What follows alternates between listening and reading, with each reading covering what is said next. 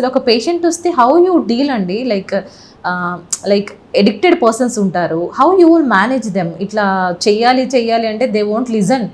So వాళ్ళు మీరు ఎట్లా డీల్ చేస్తూ ఉంటారు? అంటే చాలామంది చూసిన వాళ్ళలో అయితే ఒకవేళ వాళ్ళకి ఒకసారి సిఓపిడి డయాగ్నోజ్ అయ్యింది or some other disease, smoking చేయడం వల్ల సమ్టైమ్స్ టీబీ కూడా డెవలప్ అవుతుంది. అట్లాంటి డిసీజ్ డెవలప్ అయినప్పుడు వాళ్ళకి కొంచెం చెప్తే అంటే ఆ భయానికి మానేసే వాళ్ళు చాలామంది ఉంటారు. ఒకవేళ భయానికి కూడా మానేయట్లేదు, వాళ్ళకి చాలా కష్టంగా ఉంది, స్మోకింగ్ మానేయడం వల్ల సైడ్ ఎఫెక్ట్స్ వస్తున్నాయి, లైక్ వాళ్ళు పని చేసుకోలేకపోతున్నారు, చేతులు కాళ్ళు వణుకుతున్నాయి, ఈ టైప్ ఆఫ్ సైడ్ ఎఫెక్ట్స్ వస్తాయి స్మోకింగ్ మానేసి ఇమీడియట్గా. అలాంటి వాళ్ళకి డెఫినెట్గా ఈ nicotine replacement therapies or medicines అవన్నీ సజెస్ట్ చేస్తాం. ఫస్ట్ ఆఫ్ ఆల్ వాళ్ళకి కొంచెం మనం మోటివేట్ చేసి కౌన్సిల్ చేస్తే, డిసీజ్ ఉంది ఆల్రెడీ డ్యామేజ్ అయిపోయింది అని చెప్తే ఫ్యామిలీ మెంబర్స్కి ఎక్స్ప్లెయిన్ చేస్తే చాలామంది క్విట్ చేస్తున్నారు. వాళ్ళ తర్వాత మళ్ళీ కొంతమంది సమ్ టైమ్స్ మళ్ళీ స్టార్ట్ చేస్తారు స్మోకింగ్ చేయడం, కానీ చాలామంది ఆ భయం ఒకతో క్విట్ చేస్తారు. చేయలేని వాళ్ళకి ఈ therapies, nicotine replacement therapies, cognitive behaviour therapy అవన్నీ చేయొచ్చు మనం.